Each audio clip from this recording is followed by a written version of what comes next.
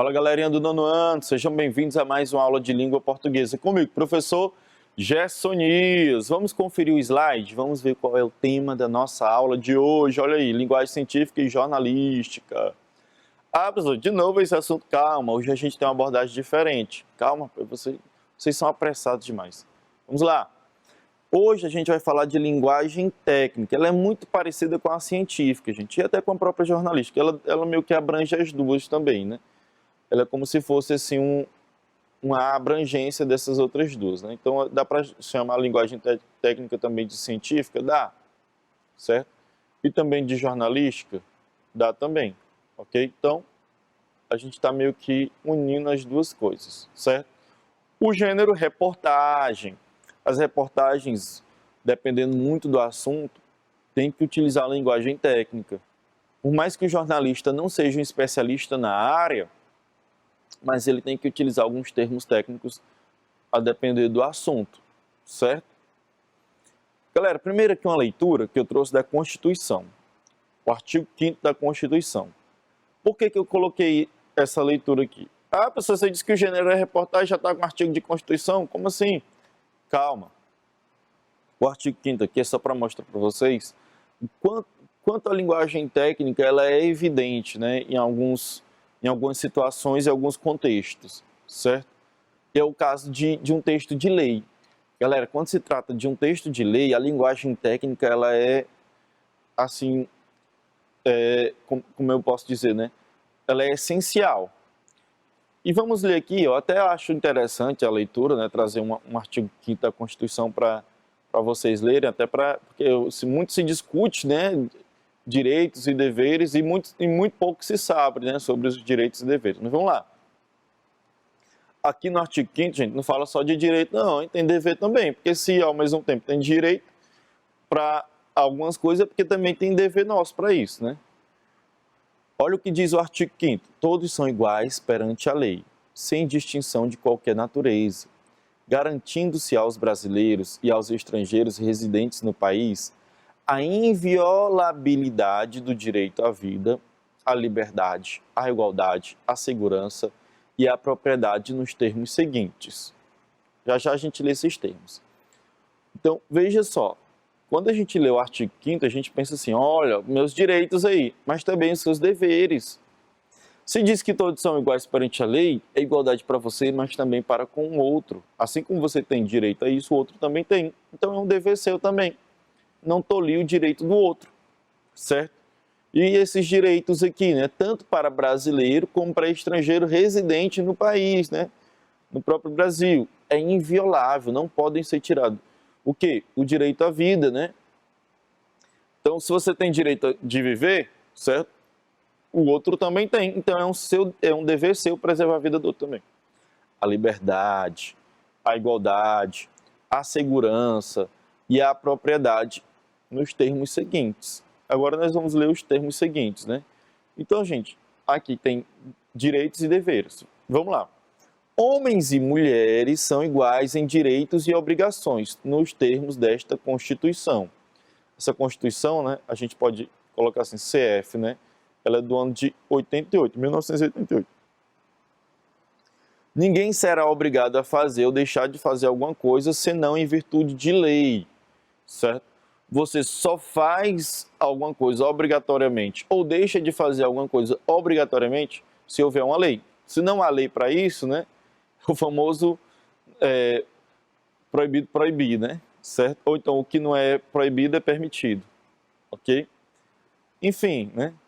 Ou então o famoso também não sou obrigado a nada, né? É obrigado sim, mas em virtude da lei, né? Se houver uma lei, você é obrigado.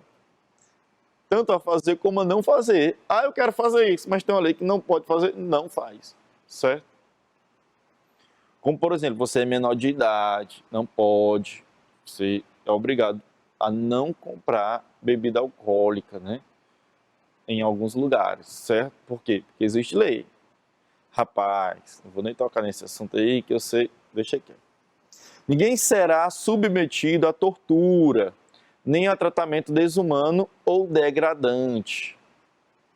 Claro, né, gente? Pelo amor de Deus. Aqui não precisa nem discutir. O inciso quarto, né, o nome disso aqui, deixa que eu falo depois, vamos lá, vamos falar sobre linguagem técnica.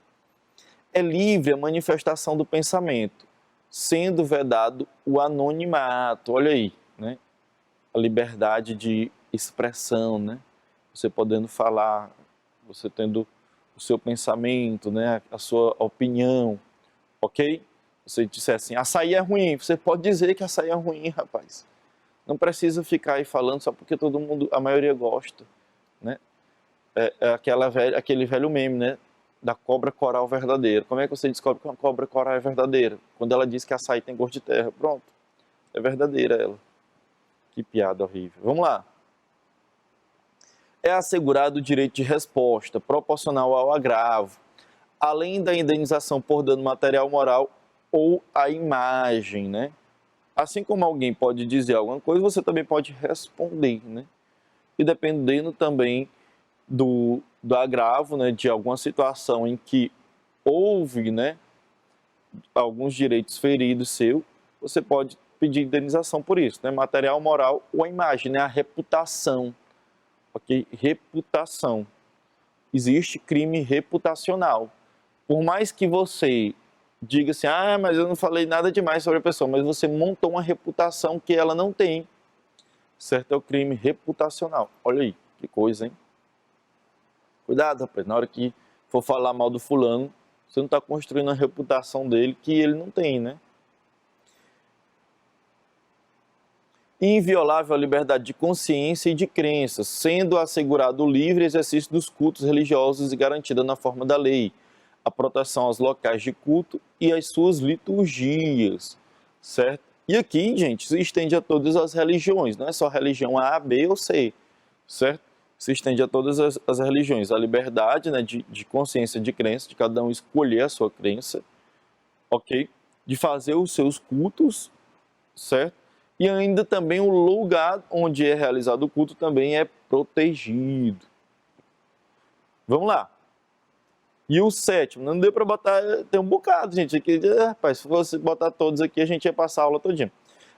É assegurado nos termos da lei a prestação de assistência religiosa nas entidades civis e militares de internação coletiva, né? Aqui também, mais uma vez, sobre o tema religião, ele falando sobre a assistência religiosa, tanto no ambiente civil como militar, né? De internação coletiva, né? Por exemplo, um quartel, por exemplo, que fica lá os militares por muito tempo, né? Lá pode ter a capela, uma assistência religiosa. Beleza? Galera, mas por que eu trouxe isso? É legal ler a Constituição, sempre é muito bom a gente dar uma lida nela, saber dos nossos direitos e deveres, certo? Mas aqui, principalmente por conta de algumas coisinhas aqui, né, da linguagem técnica, você pode observar tanto no linguajar, né, nas palavras em si, né, por exemplo, inviolabilidade, agravo, certo? Aqui o uso também, né, de assegurado, isso aqui tem tudo a ver com regras, né, com leis. Essas palavras elas fazem parte, né, desse ambiente jurídico, né? Além disso, a gente tem também aqui, ó, esse ART, gente, significa artigo 5º, ok? E o negócio é tão formal que você só pode chamar em número ordinal até o 9º. Então, do 1º ao 9º você chama artigo 1º, 2º, 3º, 4º, 5º, 6º, 7º, 8º, 9º. A partir, aliás, depois do 9º você vai chamar o artigo 10, não vai chamar mais 10º, nem 11º, né? O artigo 10 da Constituição. Então, até o 5º, né, até o 9º você utiliza números ordinais, certo? Depois dele você só vai utilizar mesmo a numeração em algarismo como já é conhecido, né? Os cardinais. Enfim, continuando. Os incisos, né? Aqui, esses pontos aqui, né? Eles são chamados de incisos, né? Tem esse nomezinho aqui, incisos. Então, isso aqui também é linguagem técnica. Beleza? Então, gente, para mostrar para vocês, assim, o que é uma linguagem técnica, né? A linguagem técnica, ela faz parte justamente, né, de um ambiente, de uma determinada área de conhecimento. Aqui, qual seria um ambiente? Jurídico. Vamos aqui saber mais expressões, né? Então, linguagem técnica trata-se de palavras e expressões próprias de determinadas áreas. Há termos específicos que são usados, por exemplo, na medicina, né? Olha os termos específicos: diagnóstico, sintomas, vacinação, né? Muito falado hoje, certo? Então, são vários os termos. Vou citar aqui todos, né? A gente tem aqui vários termos para citar, né? Na informática, web, banco de dados, softwares, né? A informática ela tem uma invasão muito grande, né, do estrangeirismo. E aí, de certa forma, a gente tem que aderir, né, a esse estrangeirismo. A gente não pode ficar trocando, porque termina a gente mudando, manipulando até os sentidos de algumas coisas, né? Então, por exemplo, a internet. A internet você não vai chamar de rede internacional, né? Ah, eu estou aqui na rede internacional. Para quê, rapaz? Tem que aderir a esse estrangeirismo. E é uma linguagem técnica, né? Os softwares, né? Você não vai chamar os programas computacionais, né? Toda hora. Programa computacional, toda hora. Vai cansar, né? De falar, certo? Então, a gente, de certa forma, é obrigado a aderir, né? Esses estrangeirismos. Na educação, processo de ensino, olha aí. Uma expressão, né, típica da educação. Docente. Primeira vez que eu comecei a ouvir falar de docente já foi com um tempo, né, já de escola. Eu ficava, o que é docente? Pelo amor de Deus, quem é? Porque só existe professor e aluno e diretor. Eu ficava, quem é o docente na escola? Né? Eu ficava querendo saber quem era. Era pequeno, menino velho, querendo descobrir, né, quem é esse docente, né? E quando apareceu o discente, aí que o negócio pegou mesmo. Discente, ainda tem esse. Mas o docente é nada mais nada menos do que o professor, né? E o discente é o próprio aluno, vem lá do latim, né, de discipular, né, de ensinar, certo? Aí o docente é aquele que ensina e o discente é aquele que aprende, né? Ok? Prática pedagógica, olha aí, isso aqui também, didática, quando aparece a palavra didática, tudo isso aí é da educação. Área jurídica, né, a gente até citou já alguns, mas também tem homicídio, né? Ainda mais quando se fala homicídio doloso ou culposo, aí sempre tem alguém que vai lá e explica, olha, o culposo é quando a pessoa não teve a intenção de matar, o doloso é quando ela realmente teve a intenção de matar, ok? Sempre tem esse que explica. Ei, fui eu mesmo. Vamos lá. Tinha que ser, né? Réu também, né, que é aquele, o provável, né, que vai ser condenado, ok? Até isso, a reportagem, já trazendo para o gênero reportagem, né, tem que ter o cuidado. Vocês observaram algumas reportagens, não utiliza, né, não utiliza já o nome criminoso, né? Eles utilizam o acusado, eles já vão assim, o réu, né? Ele já não utiliza já o termo, porque eles não condenam logo, né? Eles têm que ter esse cuidado. Enfim, habeas corpus, ok? Que é aquele direito de liberdade temporário, enfim. Por cientistas, volátil, aqui é os químicos, né? Volátil, ebulição, solubilidade, né? Que faz parte muito da química, da ciência, ok? Por jornalista, articulista, é o que escreve artigo, editor, que faz parte da edição, publicação, né? Esse termo publicação, né? Publicar hoje, tem até invadido também agora o ambiente das redes sociais, né? Eu vou publicar aqui um stories, né? Mas publicar em si, né, vem do jornalismo, porque eles é que tornavam público, né? Eles é quem tornam, aliás, né, eles é quem tornam público, né, os fatos. Então, vem muito daí. E é o que a gente faz, né? Quando você publica uma foto sua, um vídeo, alguma coisa, né, você está tornando público, né? É por isso que o nome é publicação, porque todo mundo agora, né, todo o seu público vê isso. Por jogadores, né, aqui no caso de competição, árbitro, placar, pênalti, né, impedimento, certo? Isso aí tudo faz parte também da linguagem técnica própria, né, aqui desses ambientes. Então vejam só, né, que eu destaquei aqui alguns ambientes, foram destacados aqui alguns ambientes. Existem inúmeros ambientes, gente. Existem inúmeras áreas de conhecimento com as suas terminologias. E aí é você ficar ligado principalmente, né, nesses aspectos da linguagem técnica, observar esse linguajar, ok? Específico de alguma área dentro do gênero reportagem. Vamos ler aqui, né, uma reportagem. Diz o seguinte: entenda por que a mineração de criptomoedas é um desastre ambiental. Deixa eu ver se eu coloco o zoom para ficar melhor. Olha aí, ficou bem maiorzão, né? Os sistemas de criptomoedas baseados na tecnologia de blockchain abriram um inovador caminho para explorar uma economia descentralizada de instituições reguladoras. No entanto, o impacto ambiental gerado pela mineração de algumas criptomoedas, como o Bitcoin, é imenso. Então, o que ele está dizendo? Que esse sistema, né, de criptomoeda, parágrafo a parágrafo, viu, gente? Ele facilitou, né, o caminho da economia, né? Porque a gente sabe que o sistema econômico que a gente utiliza, o mais comum, né, que é do dinheiro, certo? Ele é um sistema cheio de regras, cheio de leis, cheio de impostos, principalmente, né? Paz, eita, que imposto dói. Enfim, mas aí as criptomoedas, elas estão ainda distantes disso, né, dessas regulamentações. Porém, estão gerando impacto ambiental. Vamos lá, continuando. Blockchains são sistemas tecnológicos desenvolvidos para o registro de transações e o rastreamento de ativos em rede. A tecnologia funciona como um banco de dados que armazena a informação de maneira segura e aceita por todos que integram uma determinada rede, que pode ser pública ou privada e tem diversos tipos de funcionamento.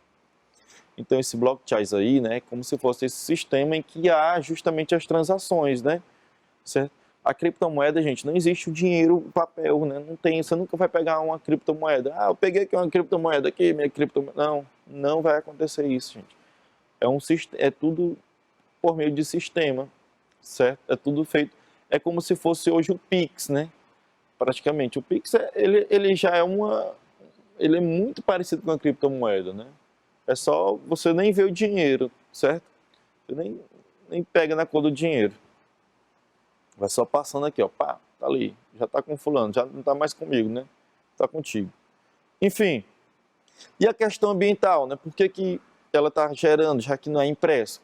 Porque o dinheiro impresso, né, a gente já sabe, tá na cara, onde é que o dinheiro impresso, ele prejudica o meio ambiente, né? Ele é feito de papel, então a gente já sabe de onde vem, né? Onde gera o prejuízo, né? Então vamos lá, questão ambiental. Um novo bloco é inserido por um usuário na rede a cada 10 minutos, mas conta com muitas outras pessoas tentando resolver a mesma questão. Assim, há um desperdício imenso de energia utilizada em vão. Computadores voltados à mineração de criptomoedas gastam muito mais energia que computadores comuns. Segundo os pesquisadores da Universidade de Cambridge, esses processos computacionais consomem cerca de 121,36 terawatts-hora, TWh, por ano, o que equivale a 1 bilhão de quilowatts, o consumo energético anual da Argentina, com 40 milhões de habitantes. Meu Deus, galera, para quem não prestou bem atenção, às vezes vocês na minha leitura aqui, né, vocês não pegam direitinho. A questão ambiental é o seguinte: esse blockchain, né, que é o sistema que tem que fazer a transação, né, lá tem que ficar esperando ser gerado criptomoeda, ele geralmente dura cerca de 10 minutos, né, para ser feito. E aí você tem que ficar ali esperando a melhor hora, né, de você fazer as transações, de você, ó, conseguir lucrar, certo? Que é o que ele chama de mineração.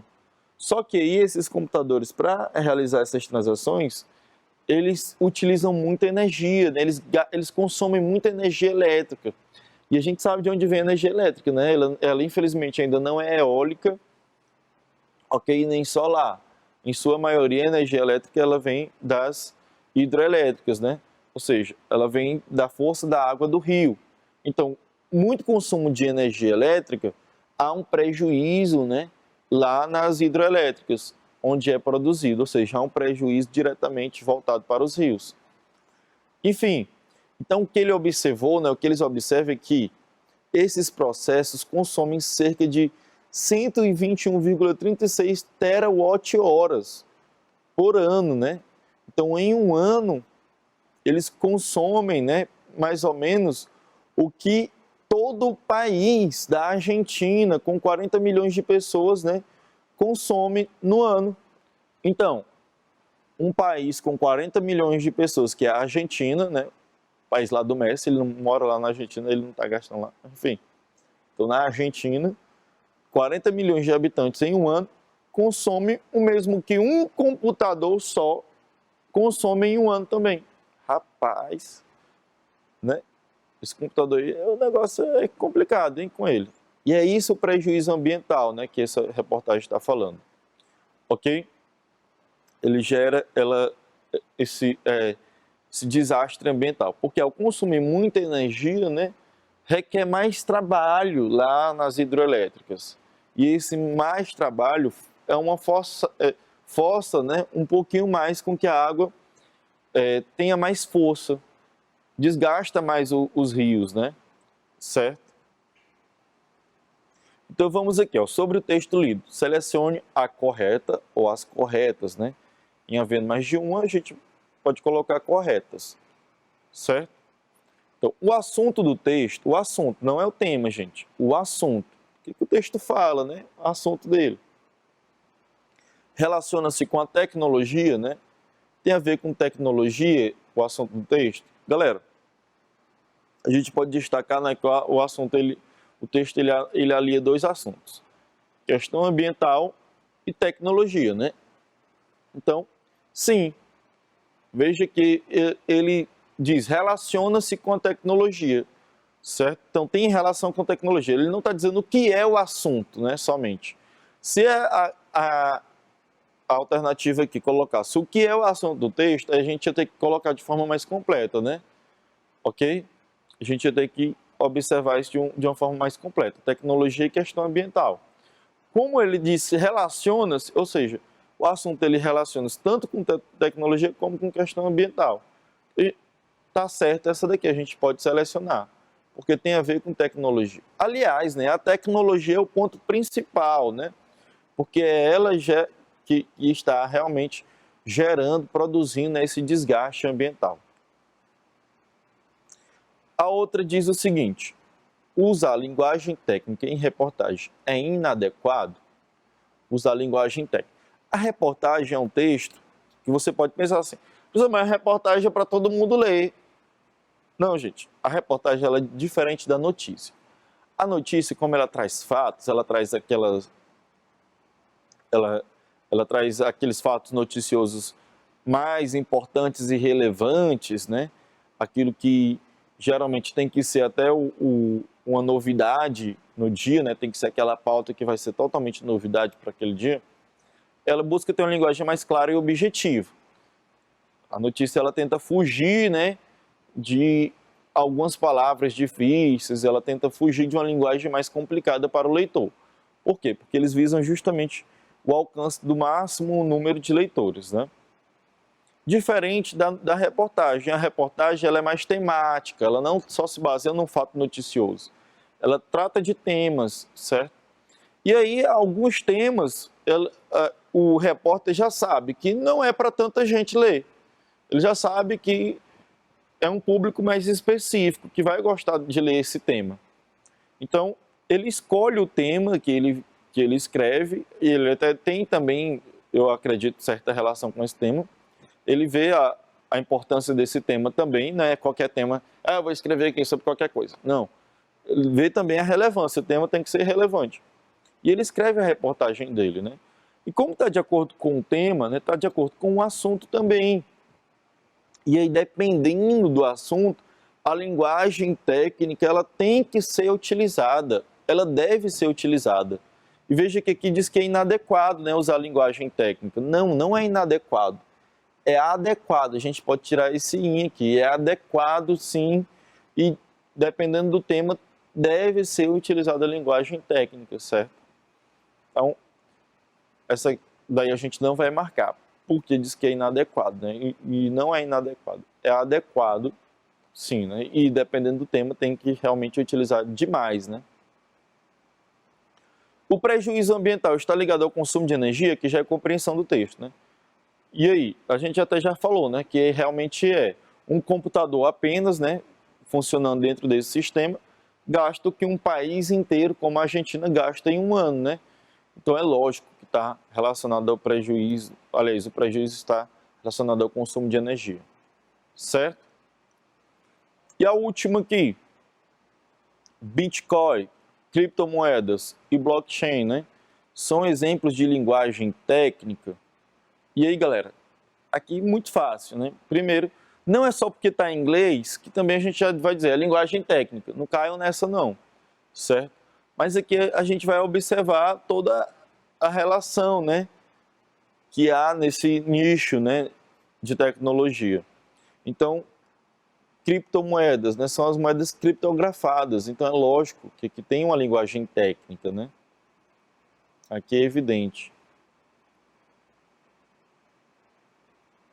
Bitcoin também, né? Coin é moeda em inglês, aqui é porque está todo em inglês, né?